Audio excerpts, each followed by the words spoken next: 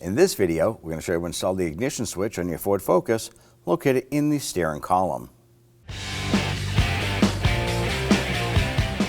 Now underneath the steering column right here is going to be this little shield. You want to go ahead and pop this off, and it's going to be pretty simple. You're going to go ahead and grab right up in here and gently pull down on both sides. It's going to be a couple clips that we're undoing running around the perimeter. And on the bottom, there are two hooks, so you actually have to pull the panel upward towards you. There it is. Now we're going to go ahead and pull it towards you. And there are these little hooks here that actually get dislodged from pins down below. Go ahead and set that aside. Now on the bottom of our steering column here, there's going to be 3 screws we need to remove. 1, 2, 3. These are 7/32. So we're going to use our socket and our stubby 1/4-inch ratchet, loosen and remove these. We're going to be reusing these, so don't lose them. They're not that big.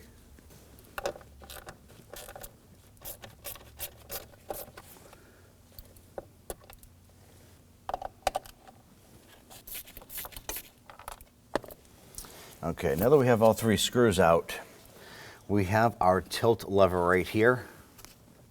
And at this point here, we want to go ahead and separate our lower cover from the upper cover. Let's go ahead and do that next.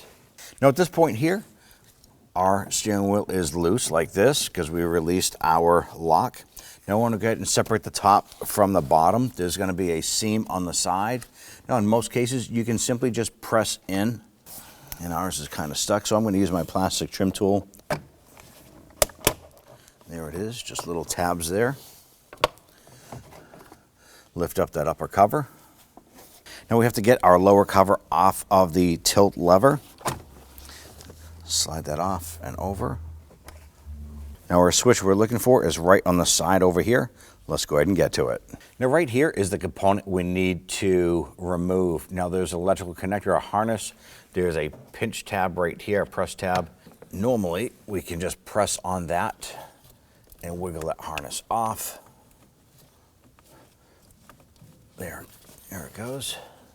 Now that we have that disconnected, I'm going to tuck that off to the side. Now the unit itself has 2 little lock tabs on it. There's one on the top, one on the bottom, and I'm going to use my pick here to go ahead and release these. Now one is right here. You push in and just kind of pull this out a little bit, and then going to do the same on the top. You're going to push down and release that. We can just pull that out and separate that unit. Now here we have our 2 switches. This one here is the original. This is the replacement component. Now the center section here is keyed, so this needs to be straight up and down. There's a flat section on the bottom and a little pointy section at the top. This one here, if you look at it, it's a little bit off. I'm going to simply use a flathead screwdriver, insert it, and turn it. And you're going to hear it click, and now it matches the original. You have to do this, otherwise you're going to go to install it and it's not going to fit. This needs to be keyed properly.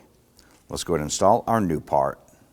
Now we just keyed the switch, and that's because we have the ignition shaft right here that needs to line up.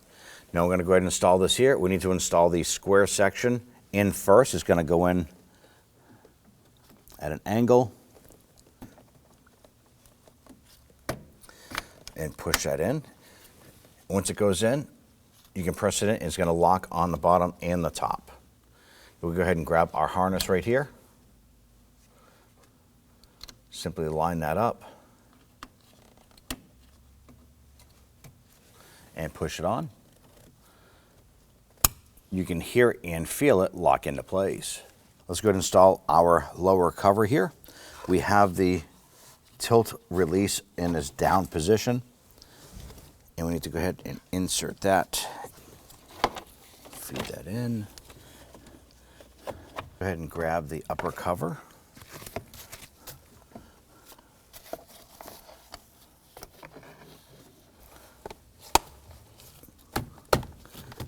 Cover is snapped on both sides. Now we just need to line this up. Let's install the screws on the bottom. Okay, line up your cover, Go ahead and get that screw in there. Now I'm not going to tighten that down yet. I want to go ahead and get the other two started.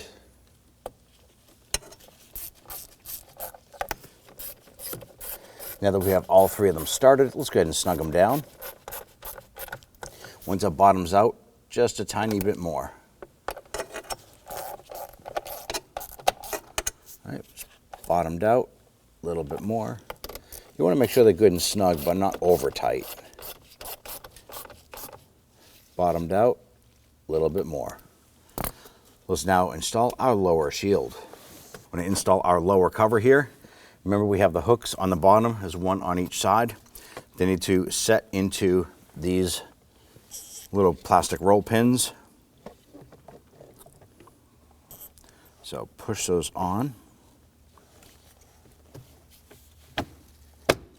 Okay, and we'll get to push the cover up, snap it into place. At this point here, you're all set. When only the best will do, demand TRQ. The only company that lets you view before you do. TRQ is committed to offering the highest quality aftermarket auto parts that are engineered for peace of mind. Thanks for using and viewing with TRQ.